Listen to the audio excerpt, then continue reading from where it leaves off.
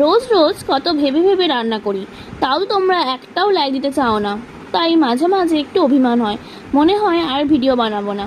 যাই হোক, আজকে বানালাম তালের পরোটা। সবার প্রথমে একটি বলে তাল কাইয়ের সাথে তাতে মিশিয়ে দেব পরিমাণ মতো আটা আর একটু নুন। আপনারা চাইলে ময়দাও ব্যবহার করতে পারেন। দিয়ে সব কিছুকে মিশিয়ে দোলে দোলে একটা ডো আমি বানিয়ে নেব। তারপর পরোটার মতো একটু বড় বড় করে লেচি করে আমি গোল গোল করে নেব।